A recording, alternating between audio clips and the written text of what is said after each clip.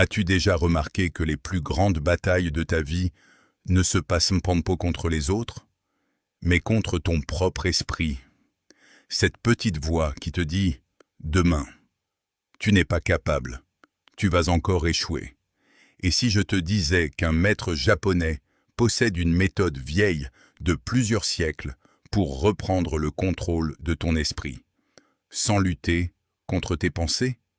Mais avant de découvrir cette méthode, abonne-toi à la chaîne, laisse un like et active la cloche. Tu découvriras ici les plus puissants enseignements de la philosophie japonaise appliquée à la vie moderne. Chapitre 1. L'homme prisonnier de son esprit.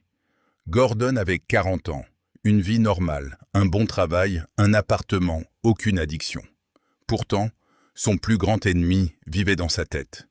Chaque nuit, il revivait d'anciennes conversations. Chaque matin, il se réveillait déjà fatigué. Son esprit ne s'arrêtait jamais. Il essaya la méditation, les applications de pleine conscience, les livres de développement personnel. Rien ne fonctionnait.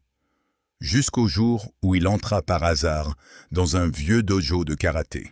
Là, il rencontra le sensei Hiroshi. Chapitre 2. Le premier enseignement. Lors de son premier cours, Gordon répéta exactement le même mouvement pendant près d'1 heure. Mais son esprit était partout. « Est-ce que je fais bien ?» Les autres me regardent. Je suis ridicule. Après le cours, il demanda « Sensei, comment faire pour arrêter de penser ?» Le maître sourit. « Tu n'as pas besoin d'arrêter de penser. Tu dois seulement remarquer que ton esprit s'est éloigné, puis le ramener. Encore. Et encore. » C'est cela que les Japonais appellent « mushin », pas un esprit vide, un esprit qui ne reste pas accroché à chaque pensée. Chapitre 3. Le singe dans ta tête. Quelques mois plus tard, Gordon arriva au dojo complètement stressé après une journée de travail. Le sensei lui posa une question. « Ce problème existe-t-il encore maintenant ?»« Non. » « Alors pourquoi est-il encore ici, dans ta tête ?» Le maître expliqua que les Japonais parlent du « singe mental », un esprit qui saute constamment du passé au futur, des regrets aux peurs. Tu ne peux pas empêcher le singe de sauter, mais tu peux lui donner une branche sur laquelle rester. Cette branche peut être ta respiration, tes mouvements, ou simplement ce que tu fais à cet instant. Petit à petit, Gordon apprit à revenir dans le présent. Chapitre 4. L'esprit inébranlable. Quelques semaines plus tard, un collègue humilia Gordon devant toute son équipe. Avant, il aurait immédiatement répondu sous le coup de la colère. Mais cette fois, il observa simplement ce qui se passait. Son cœur battait plus vite, ses épaules étaient tendues. La colère montait, mais il ne devenait plus sa colère. Le sensei lui avait appris le Fudoshin, l'esprit inébranlable. Tu ressens l'émotion, mais tu ne lui donnes pas les commandes. Tu la regardes passer, comme un nuage traverse le ciel. Grâce à cela, Gordon répondit calmement. Le conflit disparut en quelques minutes. Chapitre 5. La nuit où il voulut abandonner. Comme tout le monde, Gordon connut une période difficile. Le travail devenait lourd. Les entraînements aussi. Un soir, il écrivit même un message au sensei pour lui annoncer qu'il arrêtait les cours. Puis, il s'arrêta. Il réalisa une chose. Chaque fois que la difficulté apparaissait, il abandonnait. Cette fois, il choisit de revenir.